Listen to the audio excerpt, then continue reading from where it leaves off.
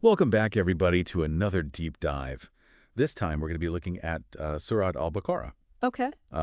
This is the second and longest chapter of the Quran. Right. And, we're going to be using excerpts from a tafsir Okay. to really dive into it and, try to understand why it's considered to be so special, Yeah. Yeah, it's interesting. It's much more than just a chapter in the Quran. It's really revered for its spiritual significance. Yeah. There are some captivating stories and teachings surrounding it that we'll get into. Yeah, let's jump into it. One of the first things that I was reading in the tafsir that just really struck me was just this idea of, protection, Right. of Surah Al-Baqarah as a form of protection, almost like a spiritual shield, Yeah. And there's this hadith about shaitan fleeing from any house where this surah is recited. Yeah, and the way it's described, too, is so vivid. Ibn Masud, in his narration, says that shaitan departs while passing gas. It's almost humorous, Yeah. but really emphasizes Right. just how uncomfortable and repulsed shaitan is Yeah. by the presence of this surah. I know. I can't help but laugh at the imagery, but it really makes you think about the power Right. behind it, Yeah. And then it gets even more specific, right? Yeah. With certain verses Yeah. offering extra protection, particularly at night.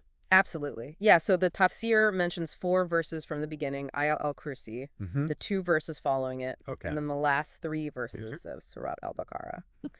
Reciting these, is said to offer a heightened level of protection. Well, There's even, mention of these verses being powerful enough to awaken someone who's senile. wow, that's pretty incredible. Yeah. It really makes you wonder, the potency, of these verses. Absolutely. And it ties into this broader idea, in Islam of seeking refuge in Allah Right. and purifying oneself. Yeah. So you're essentially creating a spiritual sanctuary Yeah. through the recitation of these verses. So it's almost like building a spiritual fortress. Exactly. Exactly. Yeah. And speaking of powerful imagery, Yeah. there's another hadith Okay. that describes Surat Al-Baqarah as the hump Okay. or the high peak of the Quran. That's interesting. Why the hump? Well, think about it. Mm. A camel's hump. Mm-hmm. It's crucial for survival, Mm. especially in harsh conditions. Right. It stores that essential nourishment. It allows the camel to endure these long journeys. Mhm. In a similar way, Surat Al-Baqarah provides this spiritual sustenance Oh, okay. and guidance, helping us navigate the challenges of life. So its teachings are like essential supplies for the Yeah. soul, that kind of get us through the hard Good parts of our thoughts. journeys. Okay. Yeah, and this idea of the surah's protective power is further emphasized in another hadith. That says, reciting Al-Baqarah for 3 consecutive days Okay. or nights, prevents shaitan from entering the house. The number 3 pops up a lot, In Islamic traditions, is there any significance to that? Yeah. So the number 3 often symbolizes completeness or divine power. Okay. So reciting Al-Baqarah for 3 days or nights could represent a full immersion in its teachings, leading to this more fortified spiritual state. So it's not just about protection, but it's also about immersing ourselves in the surah's teachings. Absolutely. Okay, yeah. Yeah, and speaking of the importance of knowledge, there's this fascinating story Okay. about the prophet appointing a young soldier as a commander simply because he had memorized Surat Al-Baqarah. Wait, really? Just because he had memorized it? Yes. That's incredible. Yeah, it really highlights the profound respect for knowledge in Islam. Right. It wasn't about age or experience in this case. Right. Memorizing Al-Baqarah with all its depth demonstrated a level of understanding and spiritual maturity Right. that was highly valued. Yeah, that makes sense. Yeah. This surah covers so much. It's like a manual for living a righteous life, really. Yeah, exactly. But what about people who were hesitant to even approach this surah? Yeah. The tafsir mentions a chief who was reluctant to learn Al-Baqarah for fear of not, living up to its teachings. And that's a valid point. Yeah. It highlights the responsibility that comes with knowledge. Right. Memorizing verses is one thing. Yeah. But truly internalizing them and reflecting them Right, yeah. in your actions, that's a whole other level of commitment. Exactly. It's a reminder that knowledge should lead to action, not just this intellectual accumulation. I've always heard this beautiful analogy that compares the Quran to a bag of musk. Yeah. And those who learn and adhere to its teachings, they spread its fragrance, while those who don't are like this closed bag, wasting its potential. Yeah, it's a beautiful analogy. That's something that's mentioned in this tafsir as well. Yeah, the Prophet used this analogy to emphasize the importance of, both knowledge and action. Surat Al-Baqarah, with its rich content, it can guide us towards righteous conduct. But, it's up to us to apply its teachings in our daily lives. Totally. Okay, this next story, I have to hear about it. It sounds almost unbelievable. Yeah. The tafsir tells the story of Usaid bin Hudayr reciting Surat Al-Baqarah and his horse reacting to the presence of angels. It is quite a captivating story. I know. So, as Usaid is reciting, his horse becomes restless. And his son even sees this luminous cloud forming above them, visible in the night sky. Wow. And it's described, as a manifestation of the angels descending upon them. Wow. Drawn by the power of the recitation. So it's like even the animals can sense this spiritual energy. It really speaks to the power of sincere Quranic recitation to attract divine grace. Yeah. But it also highlights something else. Sometimes our spiritual experiences might not be immediately understood by those around us. Right. Just because others can't perceive something doesn't mean it's not real or powerful. Yeah. It's a good reminder to stay true to our path. Yeah. Even if others don't understand. Absolutely. And speaking of spiritual illumination, there's a hadith that refers to Surat Al-Baqarah and Surat Al-Imran as Zarawan, which means the two lights. That's right. These two surahs are said to shade their reciters on the day of judgment, like clouds or flocks of birds. I love that. It's this beautiful image of divine protection and mercy. So they're like sources of light and comfort in the face of judgment. Exactly. And it's interesting to note that Zarawan isn't just about, physical light. It's referring to the light of guidance and knowledge that these surahs offer, Right, yeah. Guiding us in this life and providing comfort in the next. So it's about being illuminated, from within. Yeah, exactly. By the wisdom. Yeah, I like that. The tafsir also mentions several other hadiths that emphasize the importance of these two surahs. Yeah. Especially their ability to intercede for those who recite them on the Day of Judgment. It's as if these surahs become advocates, for those who have studied and cherished them. Yeah. It speaks to that deep connection that develops, between a believer and the Quran. Yeah. And the lasting impact it can have, extending even into the hereafter. Wow. Yeah. That's pretty amazing. Makes you think about all this, But I'm curious, does the timing of when Surat Al-Baqarah was revealed play any role in its significance? Absolutely. Unlike some earlier chapters, Surat Al-Baqarah was revealed in Medina after the Prophet Muhammad had migrated there. Right. And so this context is crucial to understanding its content and importance. So what was happening in Medina at that time? Well, the Muslim community was in its nascent stages, establishing itself in a new land. Right.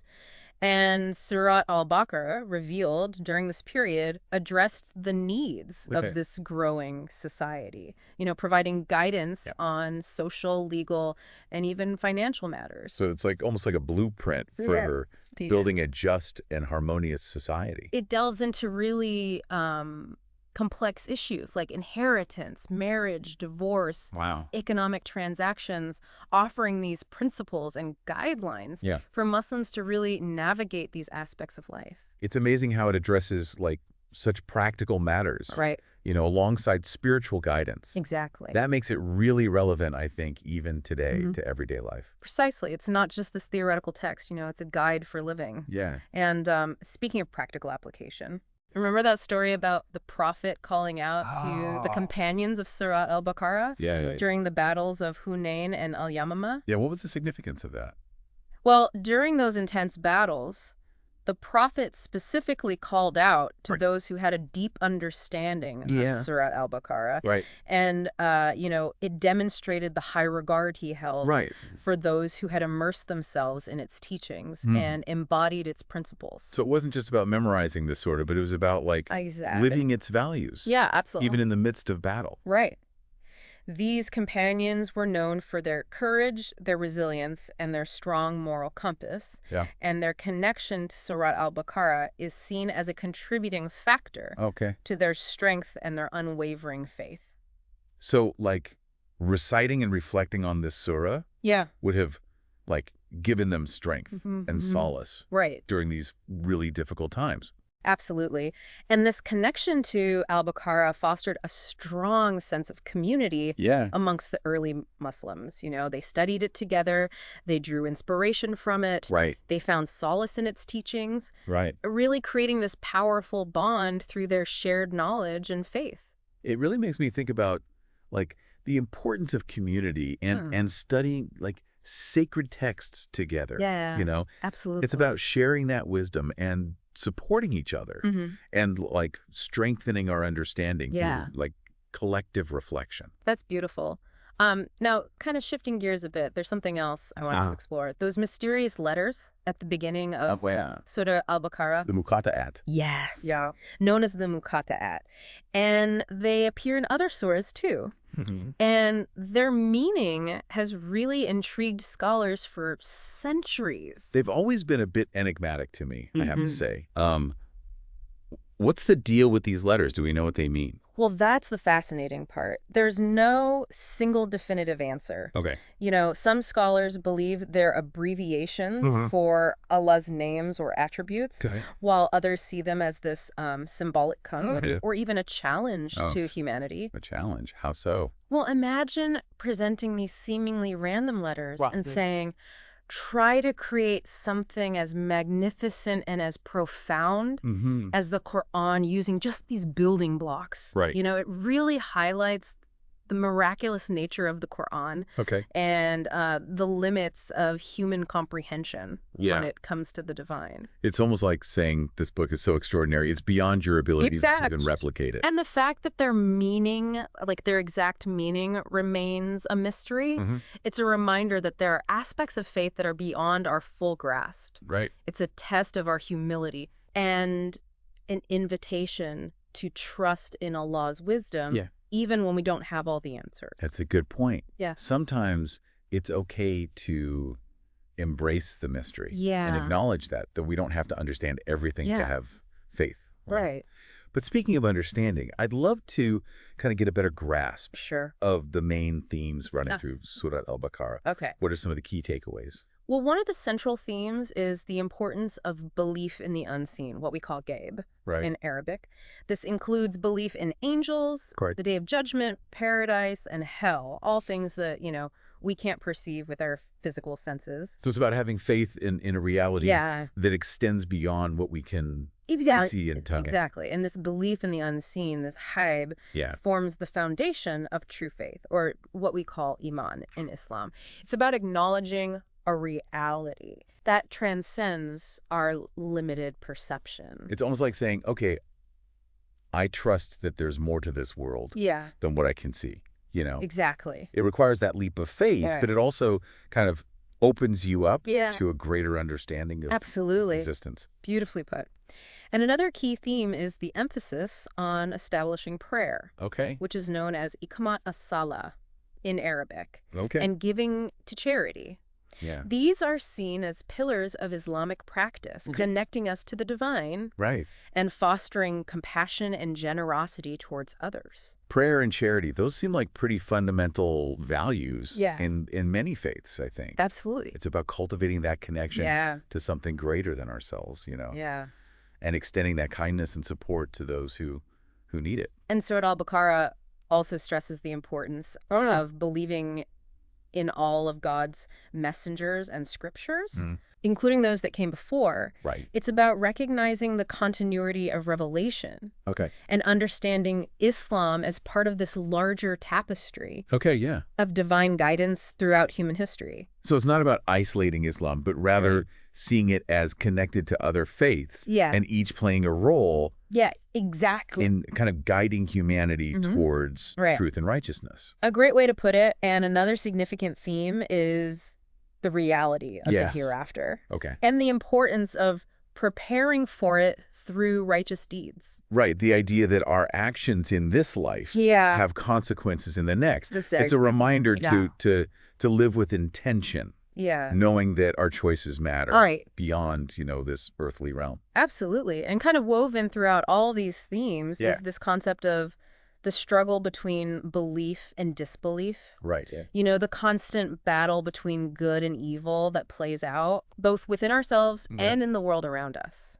It's a universal story, isn't it? Absolutely. The struggle to choose what's right, to stay true to your values, and just navigate the complexities of life with integrity, I guess. It is. And Surat Al-Baqarah acknowledges this struggle, but it also offers this powerful message of hope and resilience. Yeah.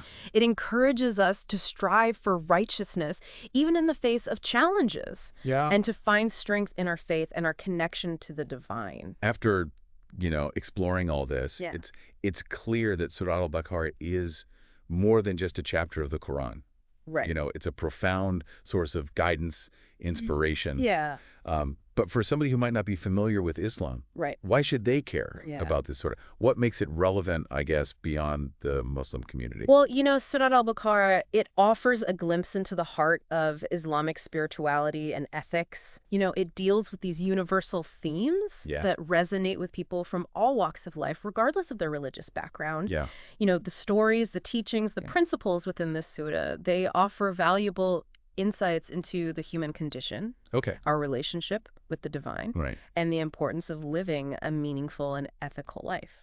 So it's about finding meaning and purpose, navigating challenges, and striving to be better versions of ourselves. Exactly. That's something that everybody can kind of. Yeah, and while some of the specific practices and beliefs might be unique to Islam, the underlying values of compassion, justice, seeking knowledge, striving for righteousness, those are universal. It sounds like there's a lot to learn from Surat Al-Baqarah, even if you're not a Muslim. Right.